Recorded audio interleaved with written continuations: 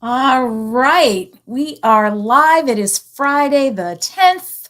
It's a gorgeous day here in New England. I hope the same is true wherever you happen to be today or whenever you're watching this. This is another special Tame Your Nonprofit Tech session that is sponsored by my friends, like my little friends, over at EveryAction in Bonterra. We're doing special live streams every Friday this month to help us get a little less freaked out and a little more feeling like we can do things around workflows and marketing automation. And I have been waiting for today's session. Last week's with Jamie Muller was awesome. This is like where my background is and where I live, which is making it happen in some of the systems that many of you are using. So my name is Maureen Walbioff. I'm a nonprofit digital strategist and technology coach. And what that means is I help nonprofit teams of all sizes and missions make really good decisions about the technology that they're using and hopefully feel less frustrated and more inspired and empowered by using the tools to raise money for our missions, raise awareness, and make the world a better place. And today I am super, super psyched to be joined by Caitlin Lee. Caitlin, how are you this afternoon? I'm doing wonderful. Thanks, Maureen.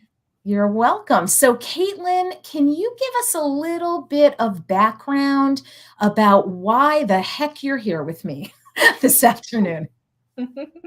So, I love your intro because I really am like an accidental techie. I started using EveryAction while on a founding team of a new nonprofit. So I spent a chunk of my time as their communications director building out their database system that could scale with them, right? They're quick growing, all that stuff. So I was customizing it for building racial, economic equity programs and development work within the org. So I realized with setting this up, I enjoyed using these skills with tech to support their team on the ground, right? They were doing the important work of building coalitions, developing policy, and fundraising to make progressive change. So now I work with a range of nonprofits across the country to either migrate to EveryAction, maybe customize their databases to better match their programs, and train teams up using a variety of tech tools they have access to. So how do you actually get your team using and thriving with these tools? So my head's in EveryAction every day, looking at it from a bunch of different orgs' perspectives, but I love it. Kind of found a niche. It's so needed. I would love to clone you and distribute you around North America because I think we can be fundraisers and sort of know our tech. We can be marketers and really know the email part of our tech. But this is where sort of strategy and engagement and technology kind of can really help us leap forward in ways that are not going to crush the soul out of your teams. You know, this is true automation. We're going to set some things up live for you today. So you're going to get to see exactly how Caitlin thinks about and configures some very simple but super powerful workflows and automation. We're going to be looking at that in the EveryAction tool set. Caitlin, as people are watching this, is there anything you want them to particularly pay attention to, keep in mind, or maybe even send us in some questions and comments about? Yeah, so I think approach this from where you are, right? We're going to start off with a few simple automations. I encourage you not to get overwhelmed by all of these extra ideas that are flowing through your head, but jot them down. There's a lot of different ways that you can use this in your particular program. And we're going to go through some simple ones, and then I'm going to throw you a few examples of how to make that a little bit more complex. So maybe that gets some your synapses going. And the juice is flowing a little bit. Yeah. But yeah, so we're going to start off with two simple examples. And then once you have the basics, you can really build out some cool processes that save your staff the mental overhead of executing programs on varying schedules. And these are also tools that can help keep your database up to date and act as those reminders that always are on the back burner, or you forget about them for a month and then there's a lot of catch up that has to happen. Mm-hmm. I love it. I love everything about this. And so here's what we're going to do. We're going to start with kind of an internal facing automation. Yeah, something for staff. No one in your constituency is going to see that this is happening. So as I'm adding your desktop to the stream, Caitlin, want to tell us a little bit about automation number 1? Yeah. So this one is really low risk, right? It's not public facing. So it's a good kind of test, get comfortable with the way that automations work. So what we're going to do is set up a follow-up to be assigned to one of your staff members when someone gives their first gift of $100 to $5,000. So this is going to set a to-do item for your staff member to say, hey, you need to reach out and give this person a phone call, just thanking them for that donation. Great. So when you are in your homepage, we're gonna go from the homepage and type in automations just on the left-hand toolbar. So this is going to pull us into our setup window. StreamYard's got a little lag. That's what I'll say, is we have to wait a minute for the screen to get through her screen and my screen. So yeah. Here we go. What's great when you're starting out with automations, there are a number of templates that EveryAction has built out. And so you're welcome to like go through those and see if any of those match or, generate some ideas to get you going. On these examples, we're going to start from scratch. And so I'm going to add our name, just copy and paste it here. So it's the first gift of $100 to $5,000. Thank you, phone calls reminder. So we're going to click build workflow. And this is going to bump into the automation creation space. So we see on the left this summary, what our title is, our description, when is there a preferred runtime for your automation? And here is our start of our automation. Every automation starts with a saved search. So we're going to define the entrance criteria. So before today, before we started our call, I created a few saved searches in the main EveryAction portal. And so I'm going to pull one of those in. So the saved search, pulls anyone who it's their first time giving and they gave between $100 and $5,000. And this, donation came in this month. So it's not pulling in too much historical data. And contacts are going to enter this workflow only one time. We're not going to have it cycle through unlimited times. It's just for their first gift. I'm going to save and close that.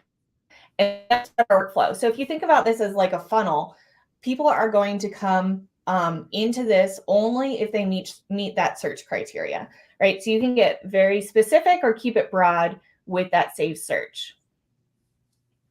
Now we're going to add our second step. What happens when people come into this, when your contacts in your database come into this automation? We're going to add an action step. There's lots of different stuff you can do here, right? You can apply an activist code, follow a contact. Today, we're going to schedule a follow-up. So this is a little different from following a contact is like following someone on LinkedIn or on Twitter, right? You get notifications when they update, when things update on their contact card. We're going to schedule a follow-up. So this is like adding a to-do item to a staff member's list of items that they need to complete. So we're going to put a set duration. So I want this to happen within 4 days of that contribution coming into the system. So pretty quick around.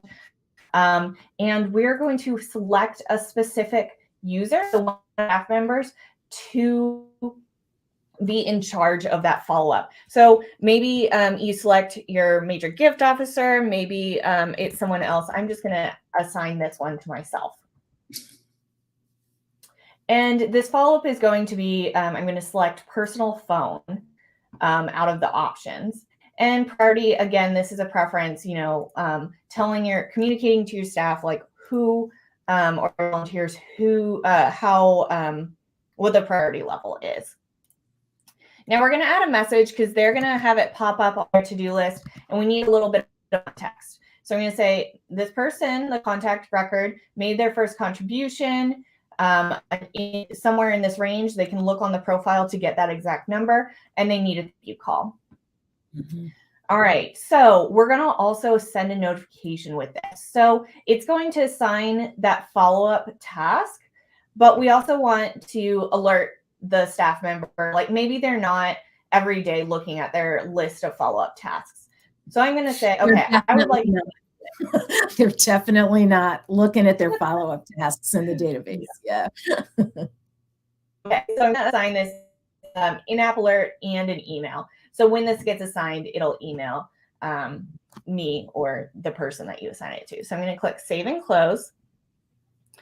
And just for reference, for those of you who aren't necessarily familiar with follow-up reports, so these are reports that, you know, I have mine filled just to any follow-up tasks that are still to do, marked as to do or in progress, right? I haven't completed them. And I'm just looking at the ones for me. You could also set it to, you know, the people you manage to look and see where folks are with their tasks, or you know, if you're managing up, you can set it to your director or whatnot. And so this comes up if we were to start our automation, it would start assigning these as contributions came in that match, that initial save search. So once we're done, I mean, this is it. Like, this is a simple, simple automation. Minutes. I've been timing it 5 minutes, even with our chatter.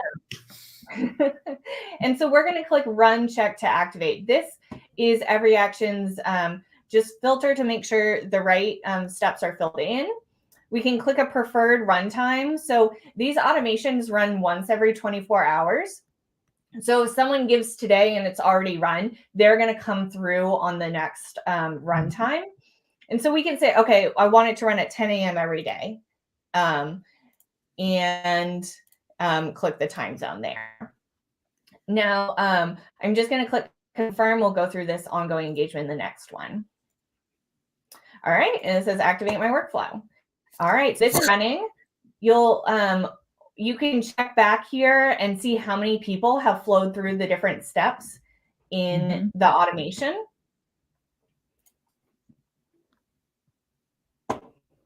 I love this. It'll just give you a little green dot saying it is running in the background. So simple, so quick, and not a lot of thinking. Just like, what do I want the machine to pay attention to, and then let me know when it happens. And that is the promise of many of the systems that we're using to engage our supporters or collect fundraising data or power things. So Sally Green just popped in and said, easy as pie. Sally's watching us on Facebook today. Thank you, Sally. Absolutely. So you've got another automation to show us today, Caitlin. Why don't we get started with that one? Great. Okay, so on this one, we're going to set up, I'm going to go to level 2. Still not that hard. So we're going to start, let's see. This is a new subscriber automation. So it's external facing versus the one that we just did, which was internal. And this one, when someone is new to your organization, they've just given you their email address and subscribed to updates. We are going to pull them through this welcome series. So I'm going to start with a save search. Again, people are only going through this work time. So it's when they first subscribe. And I'm going to add, my search is new email subscribers since June of 2022. So again, I'm making a note. I'm telling the database only start at this date. We don't want to pull in everyone from our history, but want to start here. I'm going to click Save and Close. All right, and then I'm going to add a wait step here. So on day one, they send to the emails, but we don't want to bombard them right away with new information. I want to wait just one day. Still keep them, ensure that we're still in the back of their mind, and they recognize our name. But we're going to give it a little bit of a breathing room, and then we're going to add a action step, sending them an email. So what's great about this, what automations in EveryAction, you get to like write and edit your email in the window. So you don't have to do it ahead of time outside in targeted email, but it's still, you're still using the same targeted email system. So it's going to look exactly the same as how you're creating other emails. So I love this because I have started automations and then realized, dang, I never finished setting that email up. So I've got to leave what I was doing and then go over to another part of the tool. So this to me is like chef's kiss. I want to do it all in one spot. So we're going to start, this email is going to be like it's going to include a few things. An intro to the organization, a little bit more background information they might not have gotten already. It's going to include an invite to upcoming events. So how it looks very similar to your other emails, and you can come into drag and drop to design your email. You can even use email templates that you've already created. And so when we're including links in these emails that are going through automations, these can be running at any time. So it's important that we keep them evergreen. So instead of linking to a specific event that's coming up next month, we want to link to a page that summarizes all of the upcoming events in our system. And so using an events page, you can set those up in the online actions page, is a great way to get that evergreen content without having to go in and replace the link every single time, there's a new event or whatnot. And then I'm also going to include a link to this, to the call to action, a form that asks them to fill out a little bit more about their interests. So we're asking about, issue areas that they would take action around. We're also asking maybe, how would you like to volunteer with us? What can we call on you for? And so this type of form can be your call to action. Now, granted, in this automation, one email having all of these calls to action, sign up for an event, you might even have a link to donate, like a call to action. That's a lot to ask of an email reader. But this is an example. You can pick and choose what you want to do. So I'm going to say save and close. Let's build out that email. It's ready to go. Our next step is to create a decision point. So all of your new subscribers are going to come through these steps. You're going to see in a step when it waits, like you'll see a number of people who are here, and then the next day move here. And so now we need a decision step. So this is going to filter the people based, we're going to make this one based on the result of a previous step. So we sent an email and we want to know, did they open the email? That's going to be the filter criteria. So I'm going to save and close this. So did they open the email? Yes, they opened the email. That's wonderful. We're going to end it there. The goal was to get, a donation link, these call to actions in front of them, and that's enough. Now you might have extra steps in your workflow, but we're keeping this one easy. No, if they didn't open the email, that's where we want to add a few more steps, right? We want to have a second chance of catching them, catching their eyes. So I'm going to say, wait, we need, they just were sent. Well, I'm realizing that we actually need a wait step here, because when someone sends the email, we need to give them a little bit of breathing room before we review whether they've opened that email, right? Okay, so we need a wait step here of, let's say, 2 days. We'll give them 2 days to open that email, and then they're probably not going to go back and read it. So if they have opened, that's great. At that 2-day mark, if they have not opened, okay, now we need another step. We need to create an action where we're going to send them a second email. And this is going to be like our try number 2. Moment to cook, to create that email. But that's going to be our attempt. Maybe the content in the email is the same, but I would encourage you to try a different email title, because maybe the first one didn't catch their eye, wasn't interesting to them. So you can add a different email here. Great. So that's the end of this welcome series, right? It's really only, the goal is to get a few links in front of the new subscriber.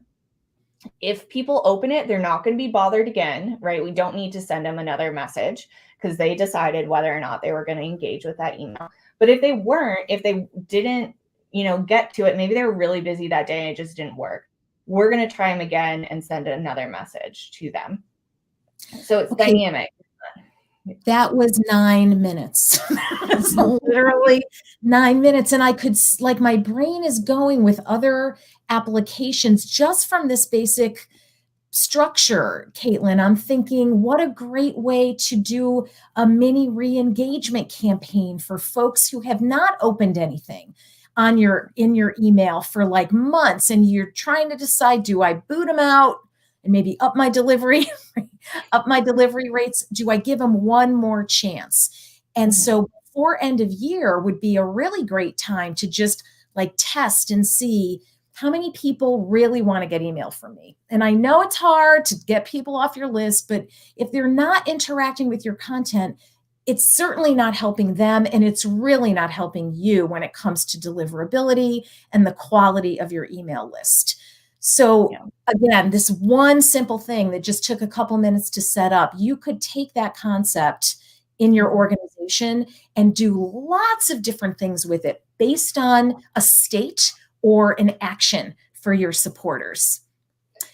So go ahead, Caitlin. Sorry. A few other ways you could use a similar setup is, one client of mine has an automation set up to follow up with potential volunteers. So people that they've said that they're interested in volunteering, but they haven't gone through the process of actually assigning some volunteer steps. So they have a form like the one we just looked at, and it's set to send this form to people who haven't filled it out before, right? Who have said that they're interested in volunteering, but they haven't specified how. Another way to complicate it is to add additional steps at the top to notify one of your prospecting researcher. Maybe they score high on a wealth screening score, so you want to get them in that pipeline early once they subscribe to your notifications.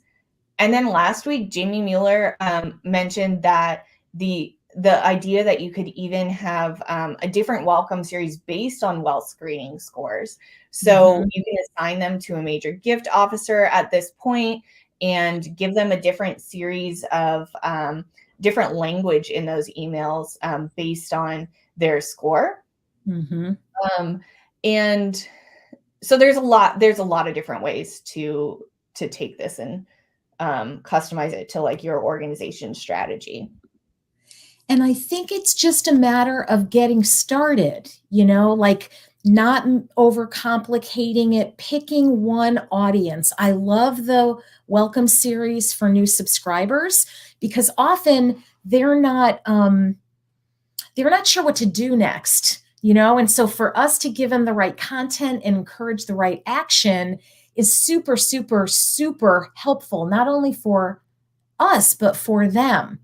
And then more internal stuff, when a person does a thing or doesn't do a thing, how joyful would your team be if it wasn't like naggy, like, hey, Caitlin, did you get back with those people?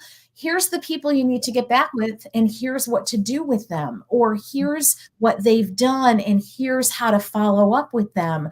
We all need this in our daily lives, much less work lives. I think about Google Maps, and GPS.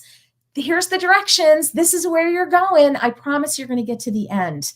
Caitlin, when you coach clients or build these things, I know part of what you do is help them figure out what to set up because, I'm not really sure what to start with. Is there a way that nonprofit teams should be thinking about using these things that is easy and most beneficial that you've kind of seen pay off pretty quickly? Yeah, I think so I encourage people to start with a conversation, right? Set up a meeting with your team and just start, writing on a whiteboard what you want that journey to be for a user experience, right? And at what point does staff need to intervene? When can you add those follow-ups to make sure? And once it doesn't have to be perfect, it doesn't have to match the logic of how EveryAction automations are built, but start with that strategy conversation and then build to it. And the other point is these automations can be one-time things and kind of pop up to fill in some gaps, but they also can be part of a broader strategy for engaging a type of user or a contact across a longer journey, right? So you can have multiple automations that track someone through, say, an application process. And I actually have one of those to share. But let's start here with this end of year appeal series. So we have two examples of a little bit more complex use of the automations that are already built out, so we can walk through them together. So here we're starting with a saved search of an end of year appeal audience. So this could be everyone in the database minus any financial household who have donated over $500 this year, right? We're going to ask them a little bit differently, or we're not going to ask them at all for an end of year gift. And so these are people who haven't given at that $500 mark yet in the year. And so after someone has comes into this automation, send them that first end of year appeal, right? We're going to wait 2 days to see if they open, give them a little breathing room. And then if they open the email and converted from it, meaning that they clicked that link and made a donation, then we're going to schedule a follow-up to a member of our team to write a thank you letter, right? That takes them through the process. Now, if they converted from the email I'm seeing this is a little bit, we need to move this over. If they didn't convert, I got it. If they didn't convert from the email, they opened the email, but then they didn't convert, meaning that they saw it, they read it, they decided not to apply. We send another email. And this is an end of year appeal with a different type of ask. Maybe it's like, we would just like you to make a $10 a month donation. And so it doesn't seem like as large of an ask, but it is getting them on a monthly donor schedule. And maybe they may or may not, react to that, but it's a second try. Now, if they didn't open that first email, we're going to send them a second one. This one might just have a different title, but still be the same initial ask, right? So we're making our language, our email language, and the ask appropriate to how they have engaged with us. If they are, leaning in to say, yes, this is great. If they're nudging back, being like, I don't know about that, or if they're just not seeing it at all. So we're really targeting people based on how, what they are showing, what their data is showing us. This is my favorite because a pet peeve of mine is when people are put through the whole end of year series and not excluded the minute they give. And depending on the tools that you have, that can be really tricky. And I'm not talking about direct response that's going to take a little while to get to you through the mail. I'm talking about online donations. Message 1, I don't give. you send me message 2. I do give. Don't send me messages 3 through 6. Like Yeah. that makes me question, did my donation even go through? Yeah. And then it makes me question, do you know what I'm doing for you, nonprofit? Because clearly you're continuing to ask me when I've already done what you asked me to do. Caitlin, we got a question from Martina on Facebook who's interested in knowing, is it possible to create call sheets, task lists, let's say, for people who gave last year but not this year? Could you use an automation to find those folks who are sitting around, they gave in 2021 but not in 2022, and notify staff that some personal outreach is probably needed for these folks?